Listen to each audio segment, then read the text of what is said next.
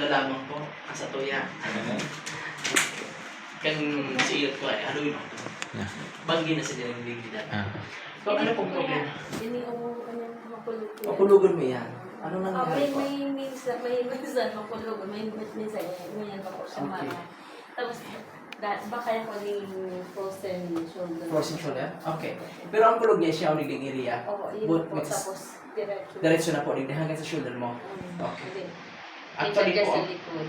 okay. Hanggang digdi mo. Area digdi. Pero ang pinaka-grabe is ining area mo digdi. That's it. Step Hindi back. na, baga nagsisit. Yes po. Okay. Hari na po yun. Oo, mga ano lang, mga duwang, ano lang, Days. last month. Last month? Aha. Ako muna ko days pa. Ini po Dati, hindi ko siya na, hindi Tay, ko siya na, ngunyan, nagpahilot ako na, nag-ayos-ayos medyo okay siya. na. Oo, Okay, so frozen. Frozen talaga okay, siya. oo. So actually, digdi, possible with frozen na rin ito, ano? So mostly kaya ang dahilan po kung pagka-frozen is dahil po sa cervical spine. Pag ikaw po is something halot ang pagproblema ta is halagaw ang ulan ta, di po, natitrigger po sa halip na stiff neck, nina-radiate po siya sa along shoulder area, no? So kaya, ini po ang ayusin tayo, no?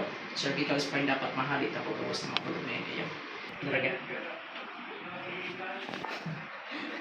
Limit sa kulog. That's it. Chill na. Relax. Deep lang. Okay. Relax lang.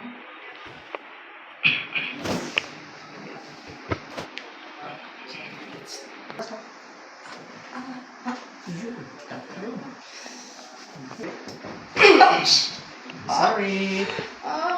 Mati mo po. Lower pa. Nadog bita. That's it. Done. See?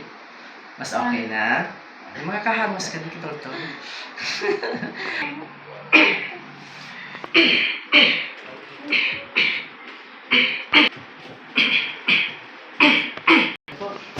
Sige nga, sa likod mo. Much better? Mas okay na. Yes. Natada pa? Natada pa, sabihin mo lang. Okay na. Dati ko siya. Dahil mo siya na hero. Which is na nangyari po, naging tighten lang sa mga muscle. Ano? And then may problema ka po sa cervical spine. So which is yung nag-trigger sa imong labi.